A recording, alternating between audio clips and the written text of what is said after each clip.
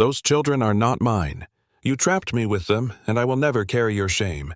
If you die here, it changes nothing." The words sliced through the hospital room in Chicago. Robert's voice was cold, deliberate, each syllable striking harder than the illness that had already weakened Mary's body.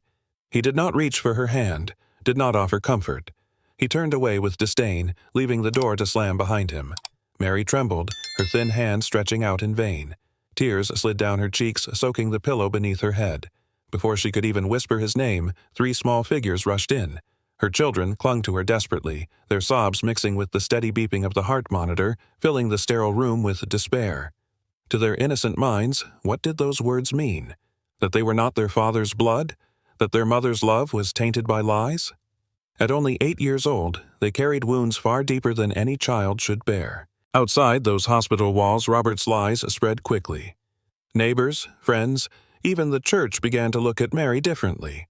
To them, she was no longer a wife fighting illness, but a woman accused, left to suffer in silence.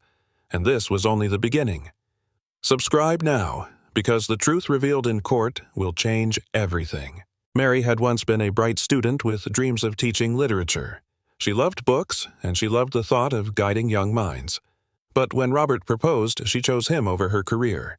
She believed in family, in sacrifice, in building a home where love mattered more than ambition.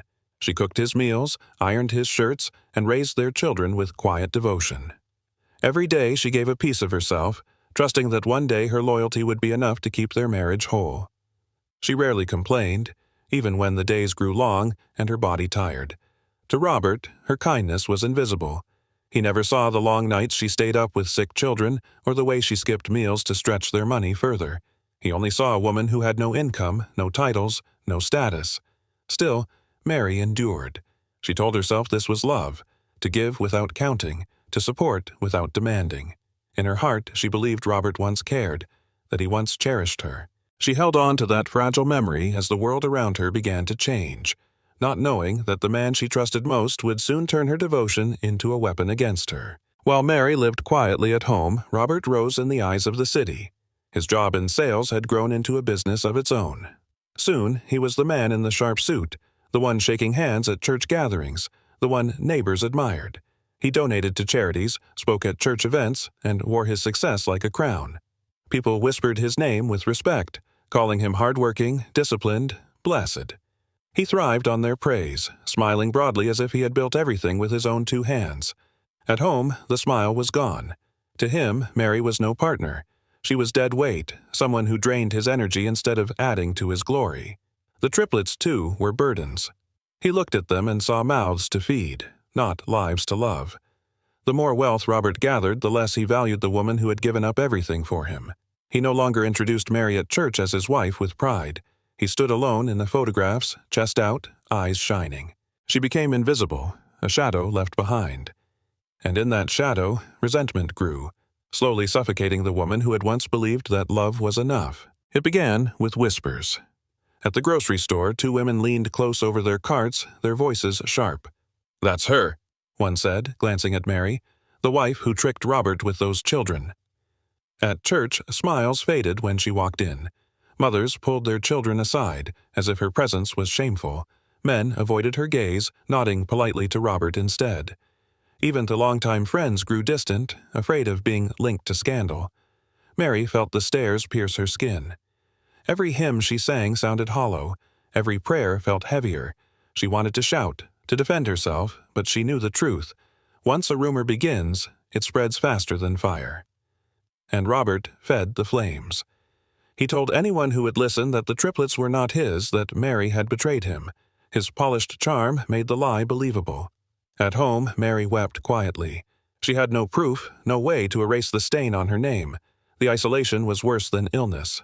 The woman who once hosted neighbors with warm bread and coffee now sat alone, her table empty. To lose her husband's love was cruel, but to lose her community's respect, the very place she had sought comfort, was almost unbearable. The cruelty did not stop with Mary. Her children felt it too. At school, the whispers turned into shouts.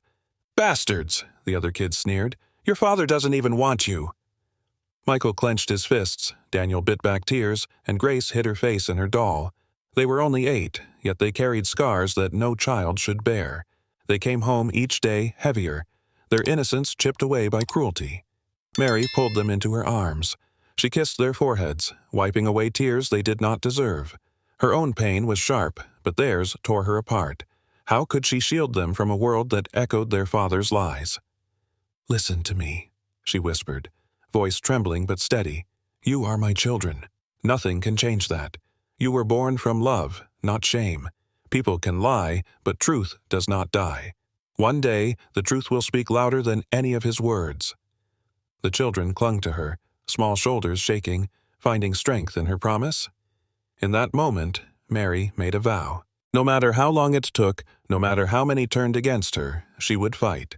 She would not let her children grow under the weight of his betrayal. Robert no longer hid his affair. He walked into church one Sunday with Vanessa on his arm.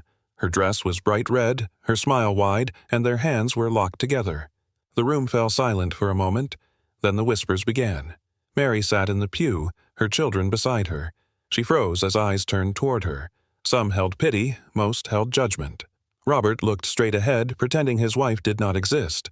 When the pastor greeted him, Robert introduced Vanessa with pride, as though she were the only woman in his life. Mary's cheeks burned. She wanted to sink into the ground, to disappear from the stares that cut deeper than knives. Her children clutched her skirt, confused, frightened. The hymn that followed sounded hollow. The place that had once given her comfort now became a stage for her humiliation. When the service ended, neighbors swarmed Robert, praising his generosity, laughing at his jokes. Vanessa basked in the attention. Mary walked out quietly, holding her children close. Not one person came to her side. Her dignity crumbled that day, and she realized the man she had once loved was no longer simply cruel. He was ready to erase her completely. After that day, Mary's health worsened. Stress and heartbreak made her body fragile. Her doctor prescribed medication, warning that without it her condition would decline quickly. But the cost was high, and Robert controlled every dollar. When Mary asked for help, Robert laughed. "Why waste money keeping you alive? You're already a burden." He refused to sign the insurance forms, refused to release funds. He left her with nothing but cheap painkillers and false hope. Nights grew long. Mary's chest ached, her breath shallow. The children begged her to rest, but rest brought no relief. The small bottle of pills emptied faster than it should. Soon she was cutting doses in half, trying to make them last. Her world narrowed to pain and survival. The woman who once smiled through hardship now lay weak, unable to stand without dizziness. The betrayal cut deeper than illness. The man who vowed to protect her had stripped away her very right to live. Mary knew she was not only fighting sickness. She was fighting against Robert's cruelty, his control over her existence. And with each passing day, she wondered if she would survive long enough to see her children grow. One evening, as Mary prepared dinner, her body gave out. The room spun, her legs buckled, and she collapsed onto the floor.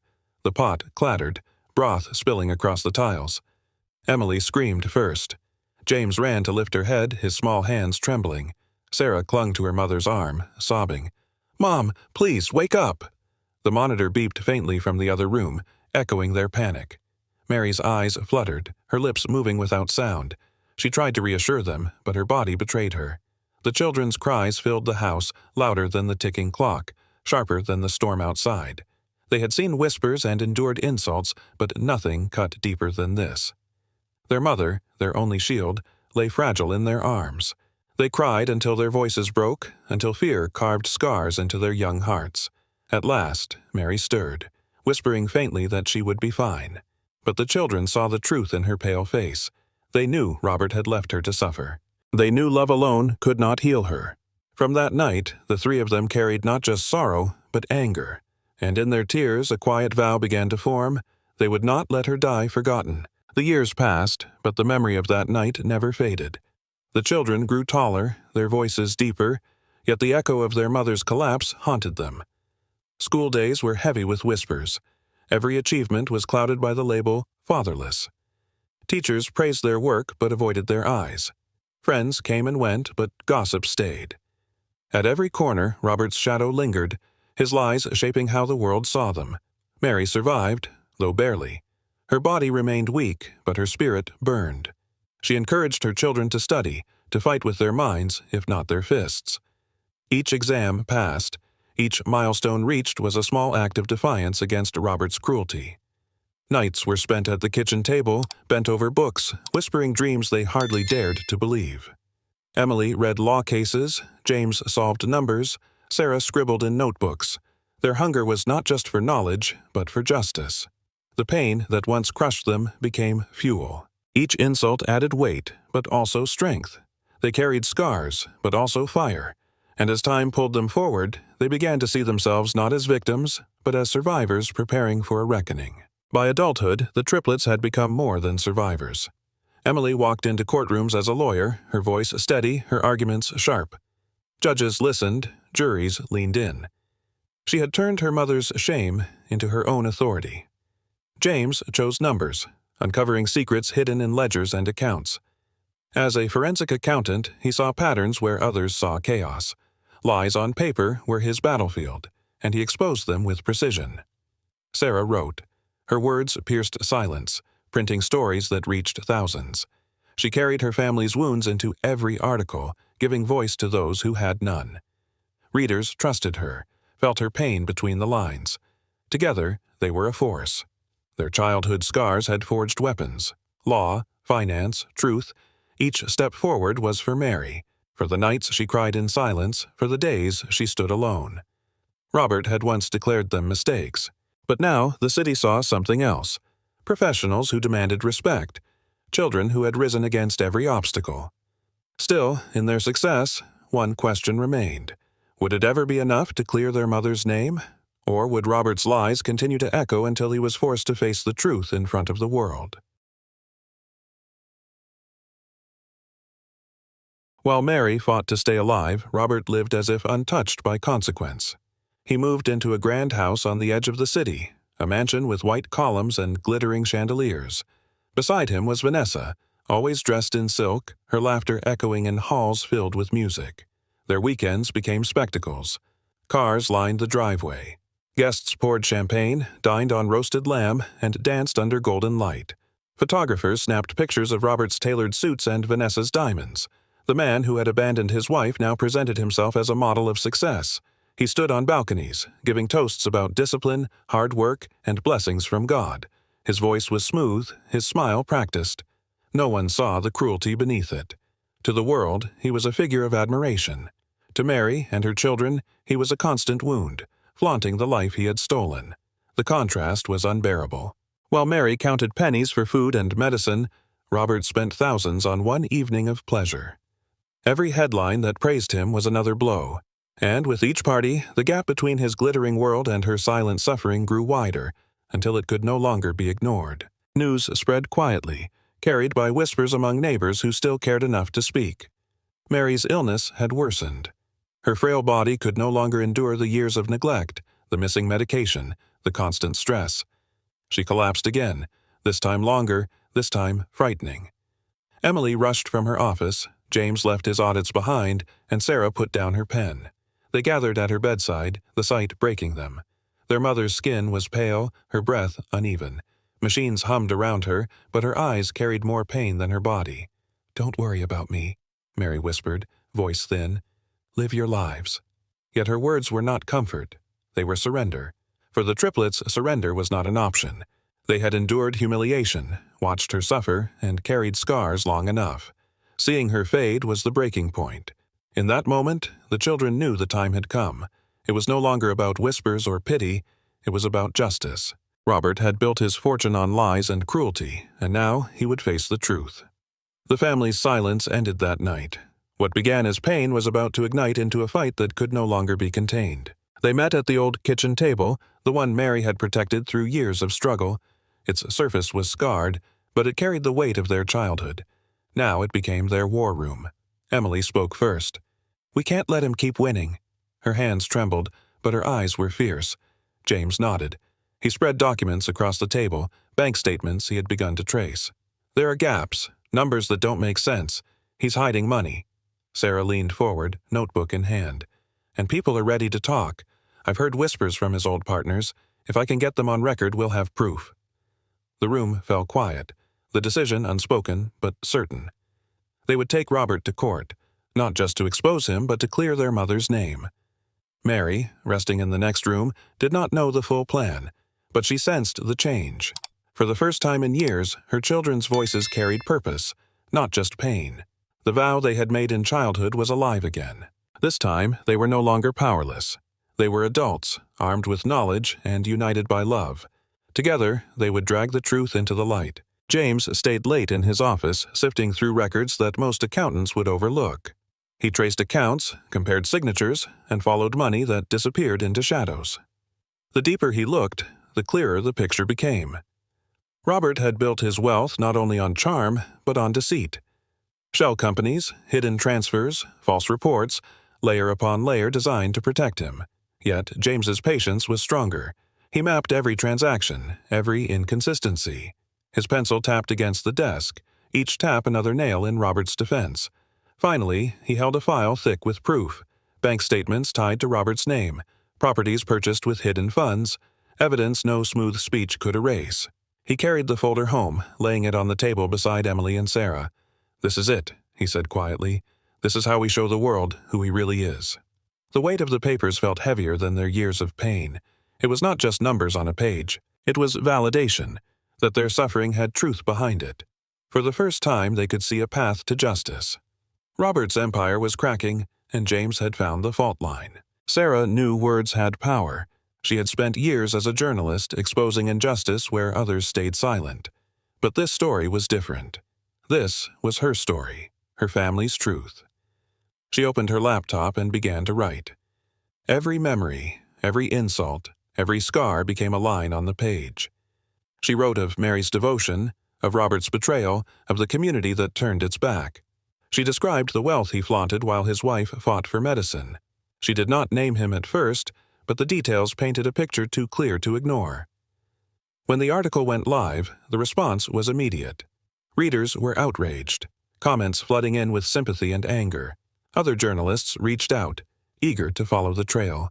The whispers that had once haunted Mary now turned into a chorus demanding answers. Robert noticed. His smile faltered at parties. His phone buzzed with questions he could not dodge. Vanessa grew restless under the sudden glare. For the first time, Robert felt pressure not from his family, but from the world outside. And Sarah, with her pen, had struck the first public blow. The story was no longer hidden. It was spreading, and it would not stop.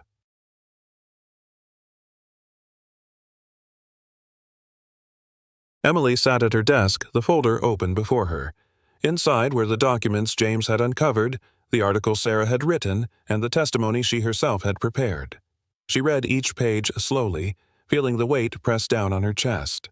She was a lawyer. She knew the law was her weapon, her shield. But this was different.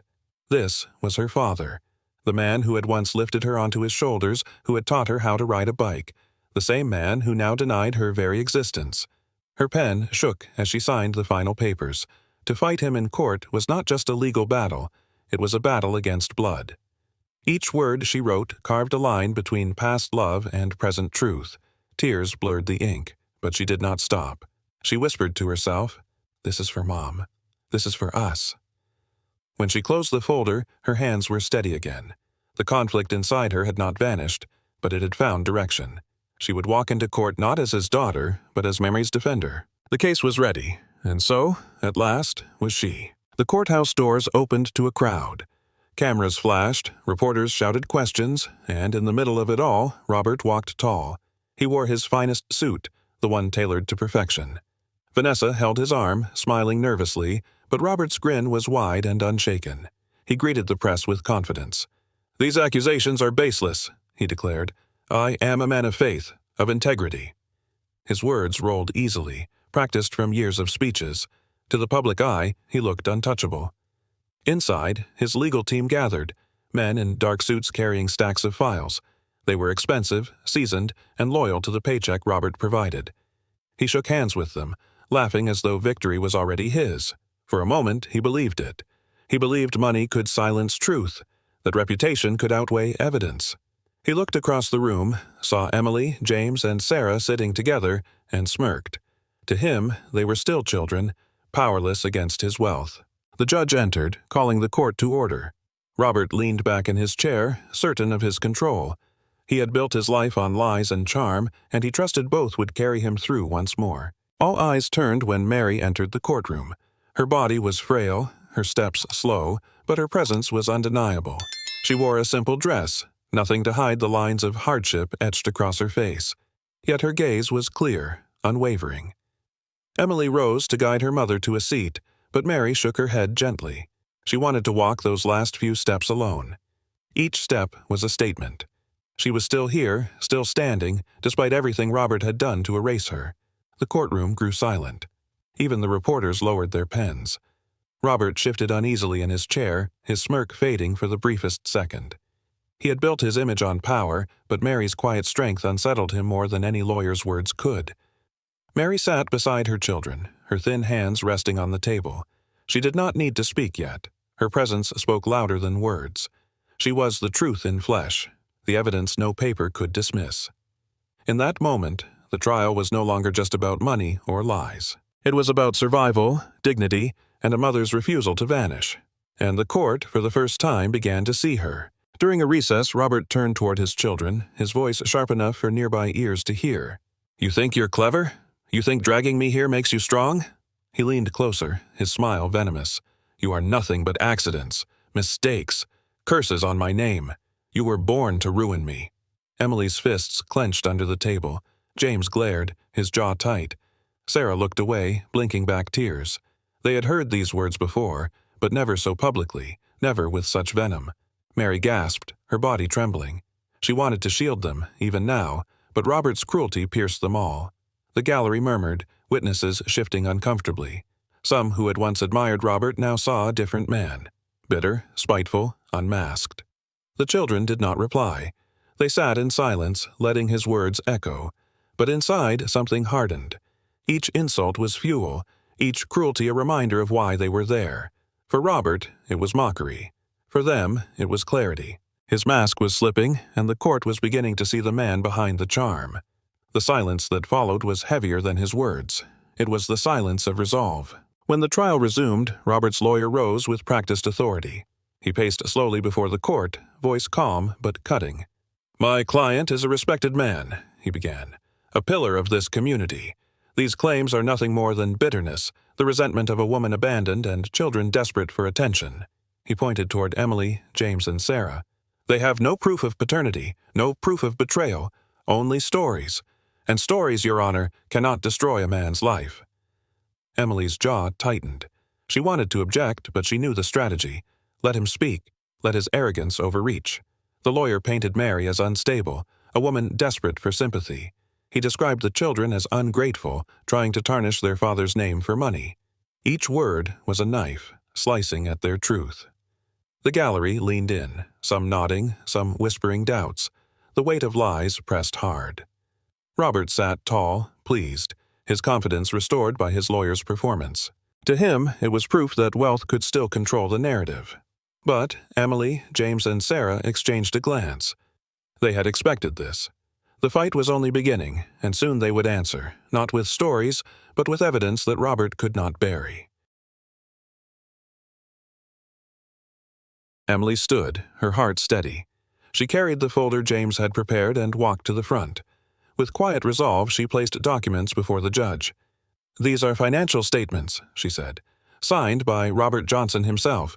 They show transfers into accounts not listed in his declarations. They show money moved through shell companies he controls." She lifted a page. "Here is a property purchased under an alias, funds withdrawn the same week he denied my mother her medication. Every number tells a story of fraud, of theft, of lies." The courtroom shifted. Murmurs spread across the benches. Robert's lawyer tried to object, but the judge silenced him with a raised hand. The papers were clear, undeniable. Emily's voice did not tremble. She had once been a daughter begging for love. Now she was a lawyer demanding truth. Each page turned was another crack in Robert's defense. Robert sat rigid, jaw tight, hands gripping the armrests. His mask of confidence slipped.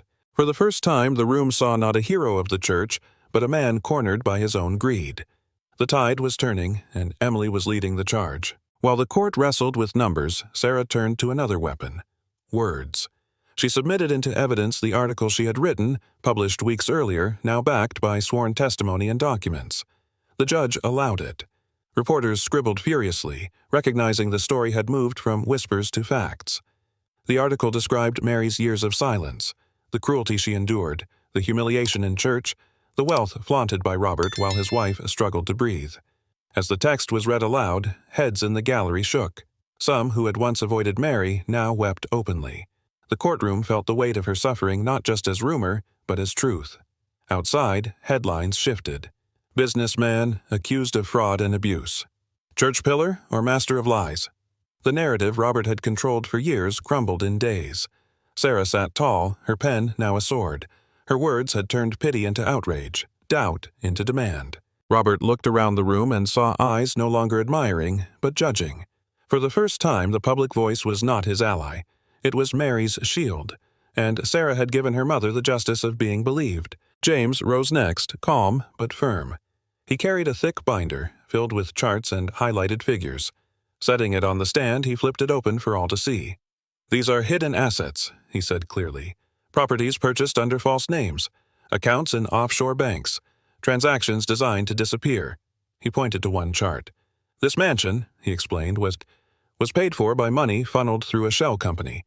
Funds withdrawn only days after my mother's prescriptions were denied. While she lay weak in bed, he bought chandeliers and marble floors." Gasps filled the room. The gallery leaned forward, eyes wide. Reporters scribbled faster, cameras clicked. The numbers told a story no charm could erase. Robert shifted, his face red, hands trembling with anger. His lawyer tried to dismiss the claims, but the evidence was overwhelming. James closed the binder. His voice was quiet but piercing. "He called us mistakes. Yet it is his mistakes that are on record, and they will follow him into judgment." The room erupted in noise, the judge's gavel striking for order. The truth was no longer hidden. Money, the weapon Robert had always trusted, was now the very thing betraying him. Robert's composure shattered. He slammed his hand against the table, rising to his feet. "Lies!" he shouted, his voice echoing through the court. "All of it! These ungrateful children! They twist everything! They want to destroy me because they were never wanted!" His face twisted with rage, veins showing in his neck. He pointed at Emily, James, and Sarah.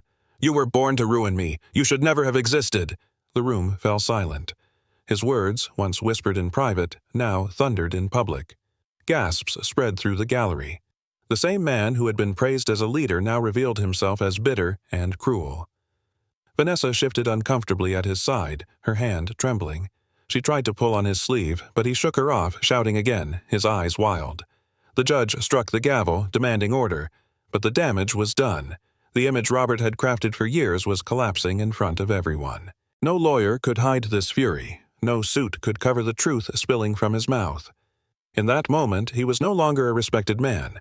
He was a father unmasked, consumed by hatred, and the court saw it all. When silence returned, Emily stood again. Her voice was calm, steady, even after her father's tirade. "Your Honor," she began, "there is one more truth this court deserves to hear." The room leaned in. Robert glared, confident no further blow could shake him. Emily took a breath. "I am not only here as Mary Johnson's daughter, I am also the wife of Alexander Blackwood's son." The name struck the courtroom like thunder.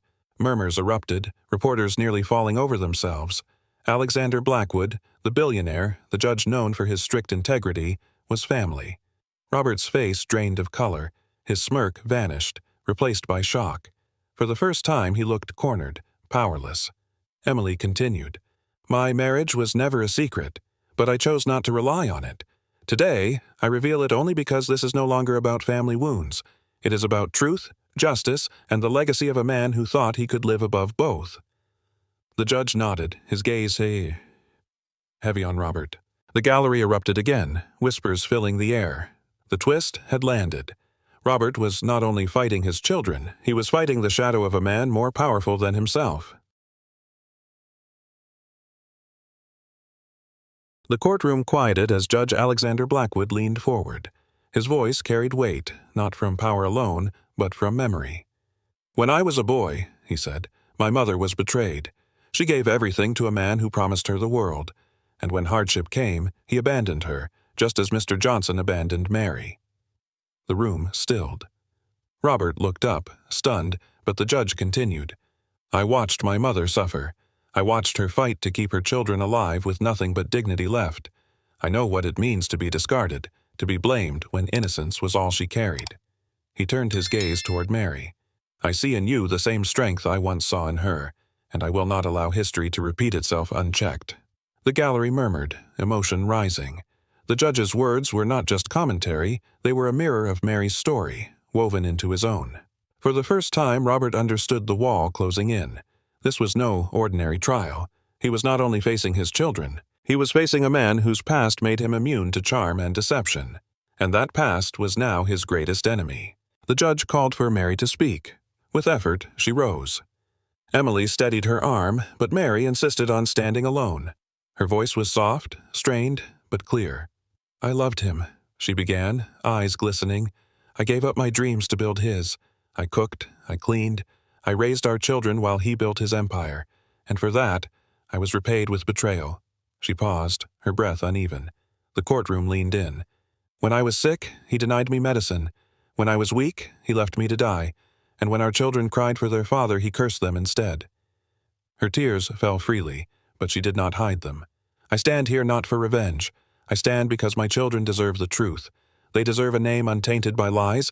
They deserve to know that their mother was not a liar, but a woman who loved too much. Silence followed. Then, a single sob broke from the gallery. One by one, eyes filled with tears. Even reporters lowered their pens, moved beyond words. Mary sat down, exhausted but resolute. Her truth, once buried, now filled the room, and no one could deny it. The tension grew unbearable. Then Vanessa rose. Her hands shook as she clutched her purse. I can't do this anymore, she stammered. Robert snapped his head toward her. Sit down, he hissed. But Vanessa's eyes darted nervously. No, she whispered, louder this time. I won't go down with you. She turned to the judge. It's true. He hid money. He lied. He told me Mary was mad that the children weren't his, but I knew. I knew all along. I stayed because I wanted the life he promised, but it was built on deceit. Gasps erupted. Robert lunged forward, shouting, You traitor! But guards held him back. Vanessa trembled, but the words poured out. He bought me gifts with stolen money. He laughed about denying his wife. He told me one day she'd die and he'd be free. That's the man you see before you. The betrayal cut deeper than any evidence. Robert, once shielded by his mistress, now stood exposed. The court no longer saw allies by his side, only witnesses to his ruin. Vanessa sat down, head bowed. Her confession sealed his fate. And Robert knew, at last, the walls had closed completely. The judge's gavel struck 3 times, calling the court to order. His voice was firm, unshaken. Robert Johnson, this court finds you guilty of fraud, abandonment, and perjury. The words hung heavy in the air. Robert's face crumpled, his shoulders sagging. For years he had lived untouchable, but now his empire dissolved with a sentence. His assets were seized, his reputation destroyed. The man who once threw lavish parties now faced years behind bars. Mary closed her eyes, tears slipping down her cheeks. She was not crying for Robert. She cried for herself, for her children, for the years lost to his cruelty. Emily wrapped an arm around her mother, James placed a hand on her shoulder, and Sarah whispered, It's over, Mom. We won. The gallery erupted in applause, reporters rushing out to broadcast the verdict. Robert shouted, but his voice was drowned out, swallowed by the sound of justice delivered. Mary stood slowly, frail but unbroken. She lifted her chin, facing the world with the dignity that had been denied her for so long. Her children embraced her, their strength wrapped around her weakness. For the first time in decades, the truth had finally spoken louder than his lies. The courthouse steps were crowded, cameras flashing, voices rising. But in the middle of the chaos, Mary stood calm. Her children surrounded her, their arms steadying her frail body. Emily spoke softly, but her words carried far. The truth has spoken. James and Sarah echoed her, their voices united. The truth has spoken. Mary's eyes filled with tears, but this time they were not of sorrow. They were of release. After years of silence, years of shame, she was free. Her name restored, her children vindicated, her dignity returned. She whispered, No woman should endure what I endured. No child should grow under the weight of a father's denial. Let this story remind us all. Betrayal may wound, but love survives. Lies may spread, but truth remains. The crowd fell quiet, moved by her words. Reporters lowered their microphones, strangers wiped their eyes. This was no longer just Mary's story. It was every woman's story who had been silenced, every family broken by cruelty, yet held together by love. If this story touched your heart, share it. Subscribe to this channel and stand with us in telling more journeys of justice and love. Stories that prove truth will always rise.